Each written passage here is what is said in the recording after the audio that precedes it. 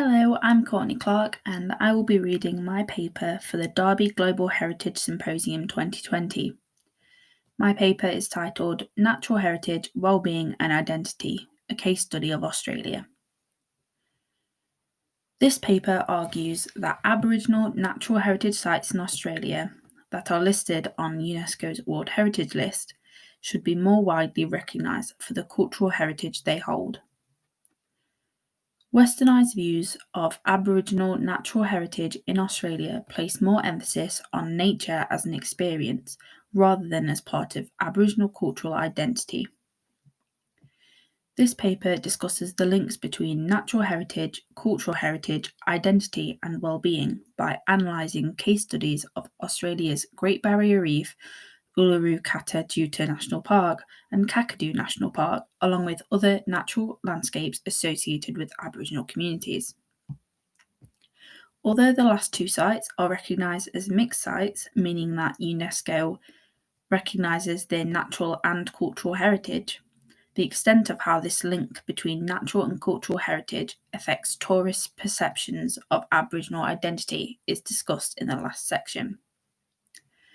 Natural heritage theories have been discussed by David Lowenthal, who has spoken about how natural heritage is used by humans and sometimes exploited by humans, but focuses on the way it is essential for human self-respect.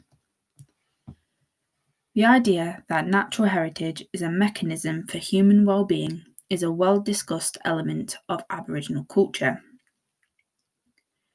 Jason Byrne discusses how natural heritage is spiritual and holds more than what humans get from it, but it holds what humans put onto it too. This includes the culture that surrounds this natural heritage. Well-being is fairly new as a term when it comes to today's definition relating to heritage, and has only recently been incorporated into policy around the world. Heritage funding institutions like the National Lottery Heritage Fund have included well-being outcomes into their grant considerations and have incorporated well-being guidance in heritage sites to ensure that this outcome is met. Recognition of the links between natural heritage and well-being has a longer history in Australia. The Indigenous Wellbeing Report by the Department of Environment and Conservation in Australia in 2007 and the Indigenous Health and Wellbeing, the Importance of Country report in 2009 by the Australian Institute of Aboriginal and Torres Strait Islander Studies outline how well-being is a social value associated with Aboriginal culture. The reports indicate how projects in this department can be designed with Aboriginal culture in mind by looking at the relationship between heritage and well-being. This paper is split into three sections. Firstly, it discusses how the United Nations Educational, Scientific and Cultural Organization's World Heritage List and Natural Heritage Best Practice impacts the site's management and the community surrounding it. It will do this by looking at Australia's place as a state party in UNESCO's World Heritage List and World Heritage Committee and compare this to Western countries. Secondly, the paper looks at the link between Australia's natural heritage and cultural heritage through health and well-being. It discusses the history of well-being and public health for Aboriginal communities at both a state level and community level by looking at how the emphasis on Aboriginal cultural identity has changed through the perception of natural heritage. It discusses how cultural heritage and natural heritage are used in the maintenance of a community's identity. Finally, the last section will discuss how tourist perceptions of natural heritage sites change based on how natural sites in Uluru National Park represent their cultural heritage. This section argues that UNESCO and the Australian government influence how the link between natural and cultural heritage is perceived. They use different methods to represent this link, despite having common interests to protect heritage sites. Natural heritage is described by UNESCO as the conservation of naturally occurring landscapes that celebrates the diversity of life as a critical role in maintaining human welfare. UNESCO's outlines of a natural heritage site include those that indicate the different periods of Earth's history, those that represent notable ecological processes, and those that contain natural habitats for animals or plant species. Currently, there are 12 natural heritage sites in Australia that are part of UNESCO's World Heritage List, compared to 4 cultural sites and 4 mixed sites. All of the natural sites fit with criteria involving places of outstanding beauty, with many involving unique or rare ecological environments. Many solely natural heritage sites in Australia hold cultural significance for Aboriginal identity, as these landscapes provided this identity and are used to maintain culture as they were traditionally owned lands. The Great Barrier Reef, the Great Blue Mountains, and Pernalulu National Park, among other natural heritage sites, all hold markers for Aboriginal cultural identity and should be inscripted as mixed sites. The Great Barrier Reef has provided Aboriginal people and Torres Strait Islander people a continuous relationship with the natural resources that the Great Barrier Reef and its surrounding region offers. This is one example of how a natural site on the World Heritage List that is protected because of its rare natural ecological systems should be protected for its cultural heritage, as it is still a site that Aboriginal people use to maintain their culture. The World Heritage Committee has a large role in protecting these sites and the culture that surrounds these sites.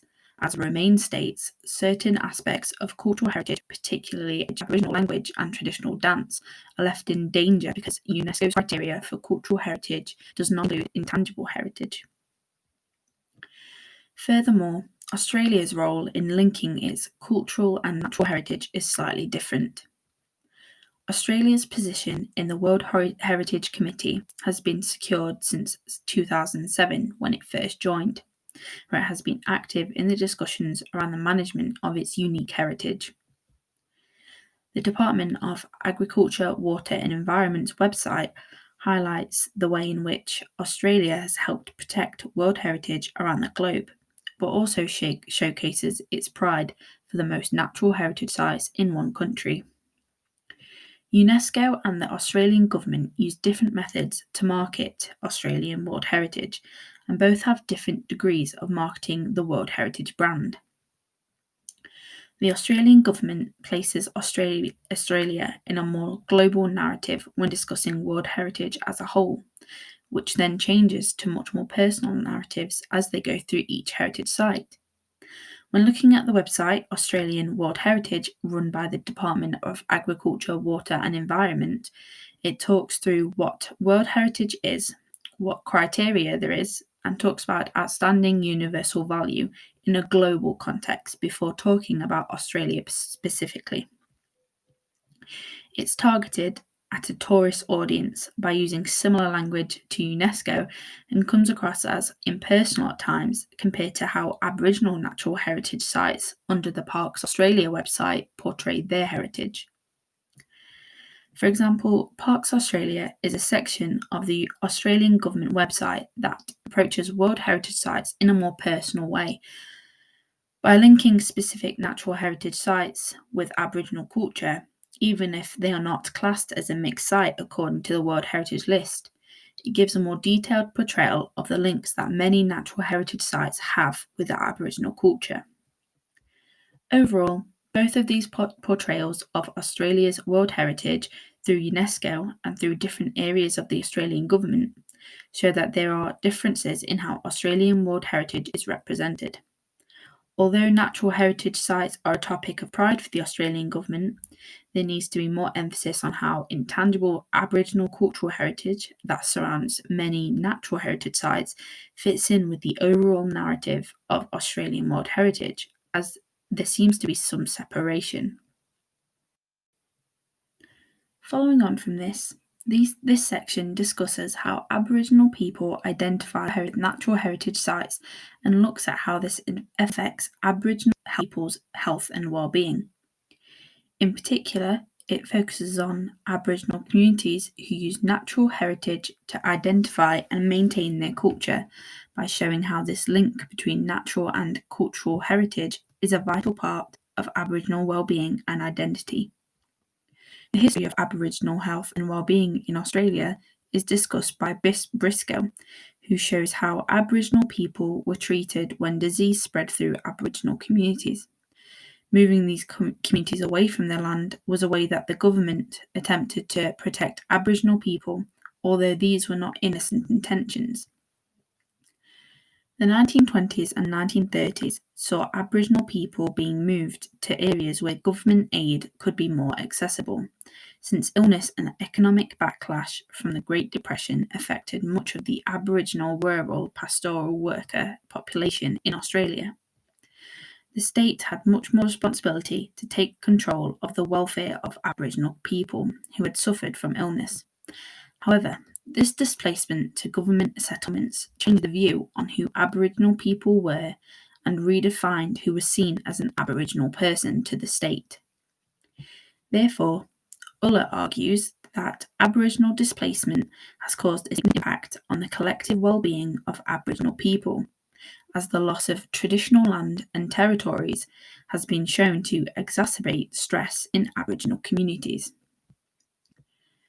The impact of Aboriginal natural landscapes on Aboriginal people's well-being was being undermined as a result of this, which is something that organisations like the Nature Conservancy in Australia have tried to eliminate.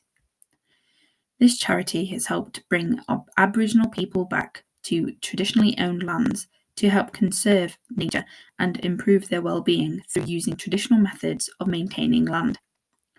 Although testimonies indicate how Aboriginal people who take part in this mission have improved well-being, the act of moving Aboriginal people back onto traditional lands in order to conserve them can be slightly problematic. Nature Conservancy is an American charity organisation that conserves natural landscapes across the world. However, due to Western colonial ideas of going back to nature as a sign of primitivity in Aboriginal people, this mission may be interpreted as upholding these notions of Aboriginal people getting back to nature as primitive, compared to when Western tourists go back to nature for vacation. However, it helps to protect and conserve Aboriginal natural landscapes and the traditional methods used to maintain them. It could be used to help endangered natural sites on the World Heritage List who are struggling to protect intangible Aboriginal heritage. This shows how well-being as a part of Aboriginal cultural heritage is linked with natural heritage sites and should be more closely linked by organisations and the Australian government to ensure sustained protection of this heritage. Lisa Prosper argues that Aboriginal heritage is sustained through the understanding that it is not just about material space, but through spatial practices and performances. Natural heritage sites are a physical space that can be conserved through traditional methods, yet it's these traditional methods that need to be recognised as cultural heritage in order to sustain the natural heritage sites. Palmer discusses the sustainability of Indigenous landscapes through multiple different actors, specifically looking at the Uluru National Park that was inscribed as a natural site in 1987 and re-inscribed as a mixed site in 1994. The site itself is managed by the Aboriginal people who traditionally owned the land around the park. They do this using traditional methods by following Chukapa, which is the traditional laws and knowledge around maintaining the cultural landscape of Uluru National Park. Similar methods of sustainability are used at Kakadu National Park also, where there is a joint management between Aboriginal people and the government. These traditional ways of sustainability link together the natural site and cultural heritage, and with increased protection of these intangible traditions, will ensure they are not lost. Lastly, this section argues that natural heritage sites in Australia have been perceived and used by tourists in different ways, and looks at how mixed World Heritage sites are used and how these sites change depending on who visits them. Furthermore, It argues that mixed World Heritage Sites in Australia represent this link between the natural heritage site and the cultural heritage in varying degrees. Uluru National Park, otherwise known as Ayers Rock or Mount Olga to tourists, is a natural and cultural heritage site that is owned by members of the Anang people that lived around the site, where they have joined in management with the Australian government since 1985. This natural heritage site has been a centre for tourism in Australia, with many tourists still referring to it as Ayers Rock, after the first European settler to see the structure gave it this name in 1873.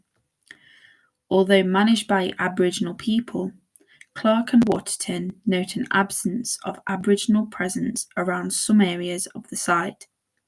They argue that some areas around the national park, such as the sunset viewing area, rely on the signs and maps to teach people about the heritage of the park.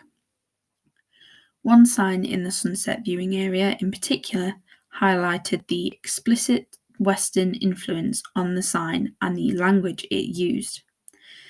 When talking about how to interpret the landscape, it introduced two ways to do this. One side showing the Western science viewpoint, and the other side showing the traditional viewpoint. The recognition and use of a universal interpretation as well as a traditional interpretation gives tourists more room to link the natural landscape that they are viewing and experiencing to the cultural heritage in more than one way. This creates a stronger link between the natural and cultural heritage and the visitor, as Clark and Waterton state that they were moved to consider the landscape in a more personal manner. To conclude, this paper has argued that the Aboriginal natural heritage sites in Australia that are listed on UNESCO's World Heritage List should be recognised as mixed sites, as many are associated with Aboriginal cultural heritage, including the intangible forms of maintenance of land and the various forms of tangible arts. UNESCO and the Australian government have a responsibility to represent these World Heritage Sites, but should make the links between natural heritage sites and Aboriginal cultural heritage, both intangible and intangible, more explicit. Furthermore, many natural heritage sites in Australia provide Aboriginal people with the resources to maintain their culture and well-being. Charity organisations like the Nature Conservancy provide a way for Aboriginal communities to conserve traditional natural sites with traditional methods. However, although this does show that the link between natural heritage and Aboriginal culture is and should be involved in the management of sites, it may also be interpreted in problematic ways. The idea of bringing Aboriginal people to traditionally owned lands to conserve it, whilst Western tourists use these sites for vacation, may enforce primitive stereotypes of Aboriginal cultural heritage. At the same time, sustainability of natural sites and the cultural heritage surrounding these sites is important. Traditional methods of maintaining land, for example, is something that needs to be better protected. Protecting and sustaining intangible Aboriginal heritage connected with these natural sites needs to be focused on, whereas tangible cultural heritage, like rock art depicting Aboriginal knowledge over time, is protected under UNESCO. Finally, the perceptions that tourists have of the link between Aboriginal natural heritage sites and the cultural heritage are highlighted through how the sites themselves represent their heritage. Through signs and performance, tourists understand this link more. The representations of this heritage are done in an interesting way, through the use of language and images on signs, as there are differences between the traditional and visitor sides. Overall, this paper has argued that natural heritage sites in Australia should be more widely recognised for the Aboriginal cultural heritage surrounding them, and more natural heritage sites should be inscripted as mixed sites because of this. Thank you for listening.